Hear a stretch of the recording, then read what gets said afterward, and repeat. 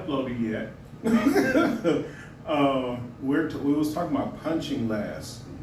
And sometimes what happens is people will get the idea that that's the only kind of angle we do. Maybe it's just straight out. That's why people sometimes even will get so involved in doing chain punching like this. It's iconic. It's iconic because of couple of movies, you know. So what becomes the situation is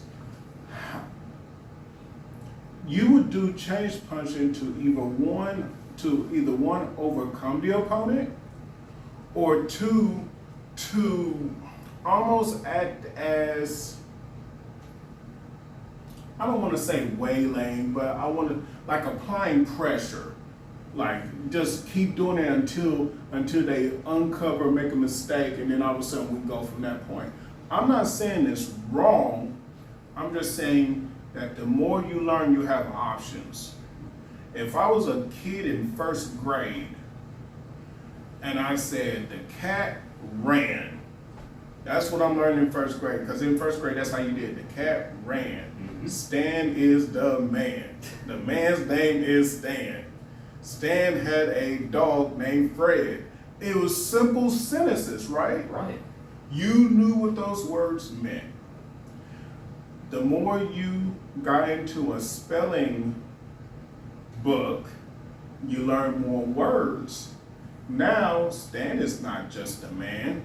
Stan is a knowledgeable man. You know, you start putting more words in there. So that's how Wing Chun, any martial art, works. You gotta learn more to achieve more, right? So that's the first idea of Kung Fu, hard work, achieving excellence. I have to do a little digging, do a little learning, come back, and now I have something. And that's it. That's the point. So if I'm right here towards Kellen, right? Kellen could actually use more shorter punches. You know, I can stand on the side at an angle and you can kind of see it. I can use these shorter punches here. And I can use it versus longer punching, because I can cut into the punch, right? Just like you would Gong Sao. Okay, notice this movement here. We've got a lower hand here, got an upper hand here. Let's concentrate on this upper hand part, this Jom Sao, J-O-M. Please understand that, because there's 4 juts. 4 juts. So Jom Sao being one of them. If you understand this point, if you just work that with me. Okay. Cut across here, cut across here. This point. This point's gonna be the whole reference. Why am I having more going in like that? That's because this is gonna become a punch. With that short distance bending the arm. So Jump Sao, slowly, if we close it, becomes a punch. And if I just maintain this understanding, and I'm hitting with the last 3 knuckles and all of that, now we're gonna see what it can do. Because what's going on is, I have this long range punch here, and he's literally cutting into the punch and getting to be able to hit me at the same time. Now, mind you, if I'm this close, I ain't got too much of a long range punch, right? So if I was back here, this may be it. And he won't hit me at this point. But as I punch again, that's right. He can grab if you want to, and then be able to get in closer. Do y'all see what I'm saying? So at first, if I'm long range, if I'm doing this and I'm reaching, he's at this point, he may not be able to hit me. Like if his arm is all the way out versus me, And really, I'm not in the range to hit him either because I'm standing pretty far back or whatever. But it's the point that I'm pretty close. And even if I just throw my body and loosen up with the shoulder, yep, I can still hit. So from this point, that's why you call it a danger zone, red zone, right? So what can he do? When I punch, he can cut through that punch. And that cut, his forearm here is gonna slice into my arm. It's not gonna be very friendly because most of my momentum is making that cut happen. So I'm hitting, and I'm hitting. And that's the point. And he's using a boxing form, but guess what? Now, if he decides, and while he does this, he steps up as he does it. Oh, now we're eating crow. I punch again. Now, not only did he trap, but now he's in. He has me, right? His elbow being downward right here is locking my arm. I can't come up. He's got me done. Even if I try to hit him, I can't hit him. Even if it's not gonna do nothing. It's a done move. He has me from this point. He's neutralized me. Yeah, because it's that cross one, sorry, that was a reaction there, but yeah, the cross one, much weaker. And another thing, like, fully extended punches is where you don't want to be anyway, since that's usually the most powerful version of punch, and we're close range. So moving in, we're happy right here. Right, it's our zone. Oh, we love it. It's the same equivalent as if you touch an Aikido guy. When you touch an Aikido guy, you can grab his clothes or whatever. They give you the biggest smile on the face of the earth. They love you that day. Because the next thing you know, your butt is already on the ground and you don't even know what happened. When you fight, that's almost a video of when people fight against different martial arts on a traditional point of view, not on the UFC side, but on a traditional point of view side, is because once you are in the element of that martial art, you better be ready for what comes with it, right? You have to just know that, okay? And mind you, I'm telling y'all this based upon experience. It has nothing to do with what I think Wing Chun's the best, or this is the best, that's the best. It's not the point. Once you get up to where I'm at, almost everything looks the freaking same. Even Bruce Lee said it one time. He's like, all I thought it was a punch and a kick. When I got into that school or martial art or whatever, a punch wasn't just a punch and a kick wasn't just a kick. But then when I achieved this certain level, a punch was a punch and a kick was a kick. In his mindset, where he says, I've grown so much that now all things look the same. But there was this point where things weren't always this and that and concrete. You know, sometimes, like now, we don't live in a concrete yes and no life. Everybody's different. Everybody feels this truth versus these truths, whatever the case may be. Same thing with martial arts. So he's having this cut across, and he's practicing it from the idea he's punching and going across towards the shoulder, much like a jump sao. This cut and him walking as I punch, and he can do that, is, I'm gonna be real honest, not something Moy Yat people do. What is it Moy Yat usually does? Moy Yat usually sticks to the script. If a jump sao is a jump sao, and from this point you can attack from that point or whatever, or a jump side could become a lopside, you could tackle from that point or whatever. Okay. So if I was Moy Yat lineage and I come across right here, it's because I'm trying to go in and square off right here, chop whatever I'm trying to do. Mm-hmm. That's Moy Yat. It's straight dogma to the bone, all of that.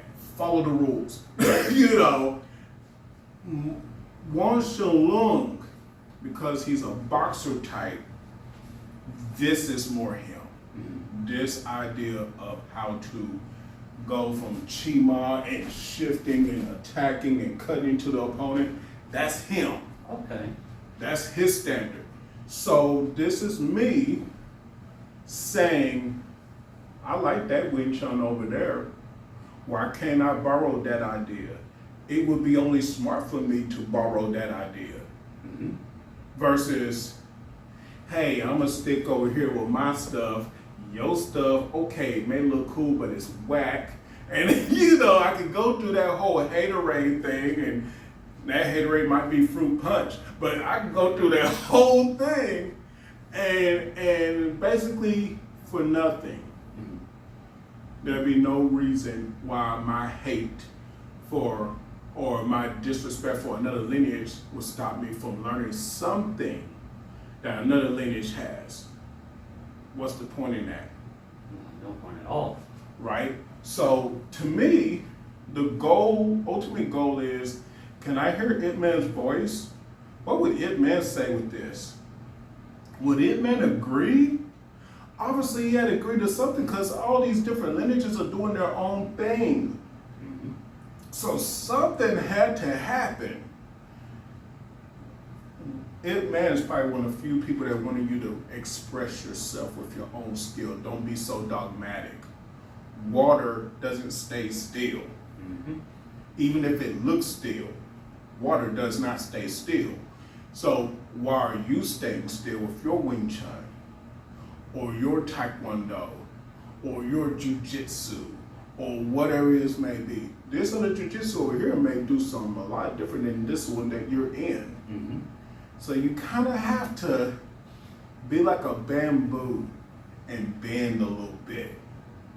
Kind of just go with the wind. Yeah, like a weeping willow, just go in the wind. You know. So he's got that cut across, you know. And mind you, if we're this close, he could already get me right here. He could just slide up and there you go. Right. If he feels that he doesn't want that, and he's just gonna wait for that next moment, then good. That's his point of view. Mind you, because maybe he'll have some kind of other idea. Maybe he decided that this hand right here may cover and bring it over here as he cuts over here, right? Or whatever the case may be. He can do whatever he wants, right? Right here, he could also, if he was to shift that way and use that same arm when I punch and do like that. And now he's going through a whole different dynamic from here to there and just wait it out. Yes. Yes. So sometimes it may be best to wait it out. Even Wang Lung would do that. Mm-hmm. He will literally have the punch here, the guy punches, he'll wait. Now he got you. Now he got you. He'll wait, he'll leave it out. So it's the idea of using boxing in Wing Chun, because not only did it help Wing Chun people understand westernized boxing, but now if he wanted to hide his Wing Chun in the form of boxing, he could. And no one could tell the difference. Because he also adapted for hooks, right? Mm-hmm. You can do hooks. You can do, there's mainly, I mean, depending on lineage or whatever, 16 to 19 basic ideas punching. Right. You can decide from there how you're going to manipulate that. Let me give you an example. Let's say his hand is out here. I'm covering chop kyun. Chop kyun is a low punch. Now, whether I do this, or maybe I don't have to punch that low, I can punch a little bit up here and just still use vertical punching and hit there. Whatever the case. But listen to what I got to say. Here we go. If I was to take BUG, and by the way, hook punch is Al-Kyun. A-U-K-U-E-N. A lot of times it's not a Wing Chun move.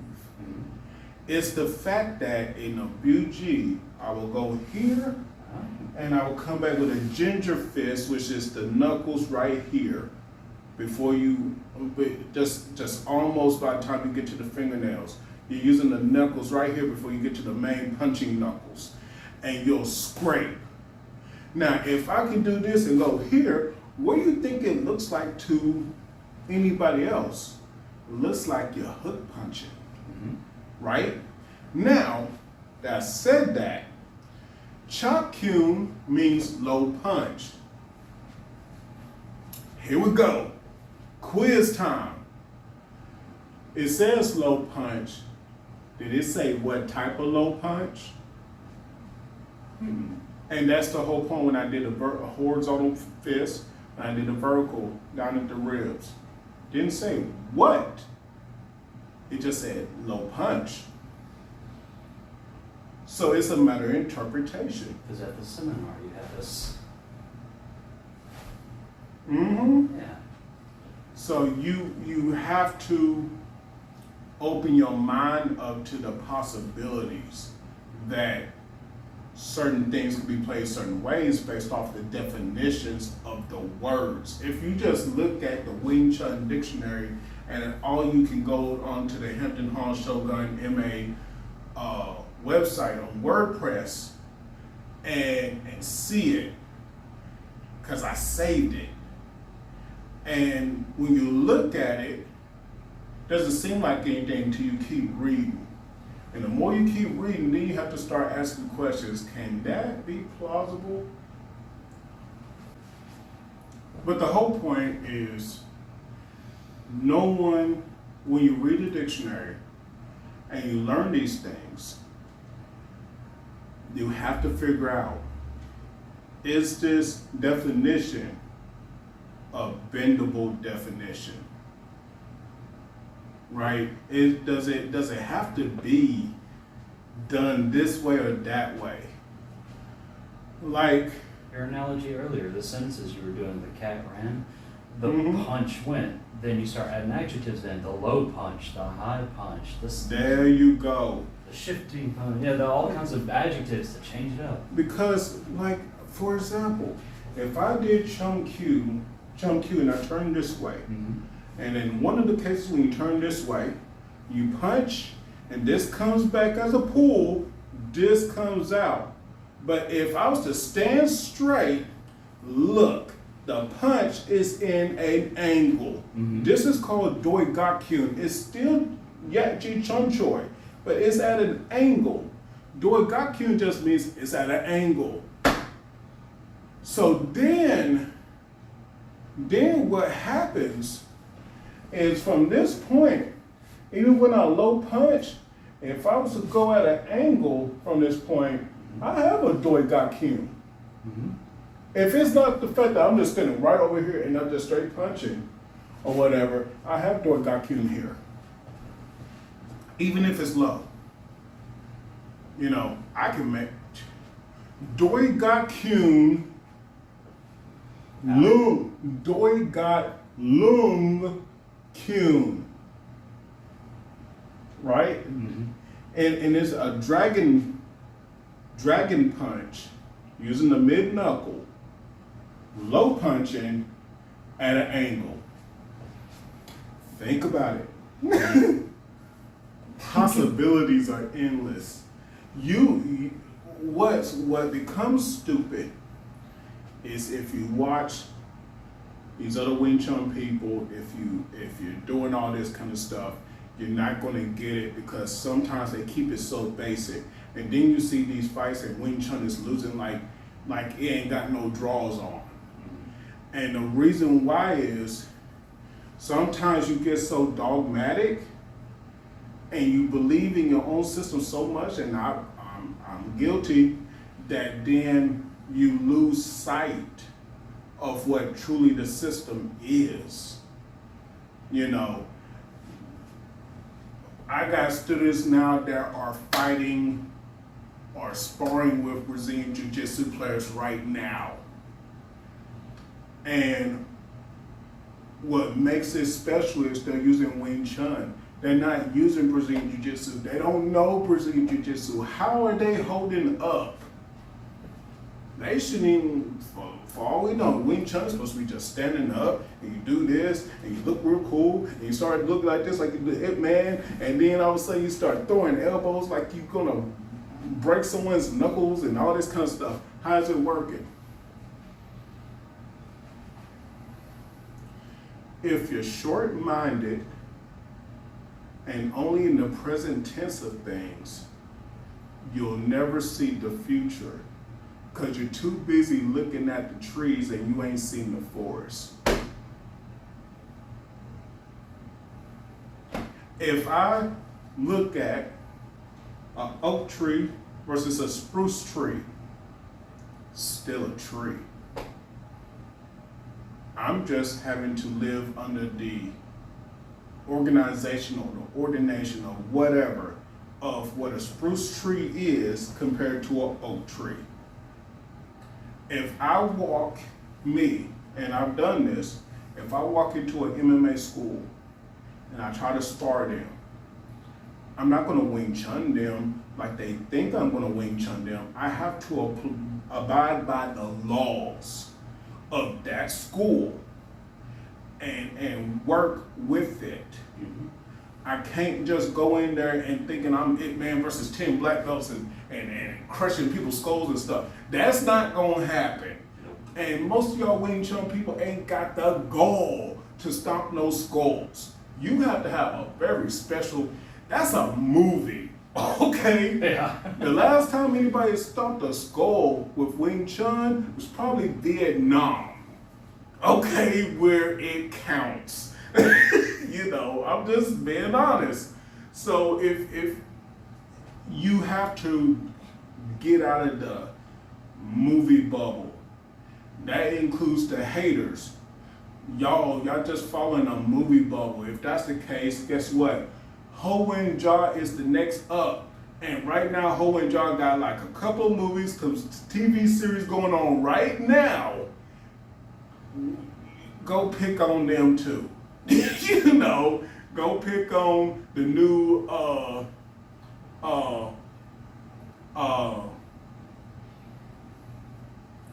it's right there. Go pick on the new Wong Fei Hong. 2-3 new Wong Fei Hong movies. There are about 4-5 with Ho Wing Jaw movies plus some TV series already out right now. If that's the only thing you do is jump on the trend wagon and start hating, you're putting yourself in a box, even with that. There's something cool you said, and it's related to all this, is the tree thing. When people see the Wing Chun losing online that are the more dogmatic ones, the Wing Chun that ends up winning that is seen online, people's like, well, that just looks like boxing and stuff. Why do you think it looks like that? Because they're all trees. There's the subtle differences there. Right. Is what's important. So yeah, fighting's gonna look like fighting a lot of times. It's just subtle things. And another thing is, one last thing before I shut this video off. Mm-hmm. I got a lot of messages and send-offs, and they always want to send me this. So far, it's the video. You already know the video. Kevin Lee getting his butt whipped, or at least it looked like with Jesse. Now, he didn't really get his butt kicked. Nobody in that video got their butt kicked, okay? But they did have some trade-offs. I'm going to say this with all due respect. Here it is. Kevin basically, he's learning a lot of martial arts at the same time. Mm-hmm. And he has to hold true to each martial art, period. Fine. I get it. Just like I said, a spruce tree and an oak tree is not the same. Mm-hmm. Wing Chun people are not the same either. And it's sometimes more than just lineages. If I was to go into, one of the other Sifus that had died a while back, Will's teacher, is Sifu Robert McClung, much respect, rest in peace. He does Wing Chun and Kali, and a lot of times whenever you hear the phrase Wing Chun and Kali, 9 times out of 10 is what you call a Dominant Santo type school. Mm-hmm. It means you have Jeet Kune Do. Jeet Kune Do is your Wing Chun. You have Kali, as in basically, well, Kali, Eskrima, Arnis. You're talking about the Indonesian martial arts. Right. You get what I'm saying? So there's a mix of different things there. And a lot of times in those schools, you'll have kickboxing, you'll have, you'll understand boxing, kickboxing, you'll have, so in some cases, Brazilian Jiu-Jitsu. A lot of the Dominant Santo schools have a lot of Brazilian Jiu-Jitsu in it now, all these things. So when y'all watch Kevin Lee, y'all seeing all of that. There's no mistaking that. What I said was not false. You can look it up. And then in the last number of years, probably the last 10, 15 or so years, is that his name, Francis? Francis Fong? Francis Fong, thank you. Mm-hmm. He's been there inside of the Daniel Santo schools teaching Wing Chun. I don't know how good he is. I mean, he's pretty good for what he does. True. I'm not going to ever disrespect that. I just want you to realize Kevin got a lot on his plate. I think if you give him about 3, 4 more good years, he's going to be freaking explosive. Guaranteed. Mm-hmm. So, in that, I'm going to pause this. I want y'all to go to the next video. And I'm going to show you what's Wing Chun and where it went wrong. Just a part 1, a little bit, a little tiny bit.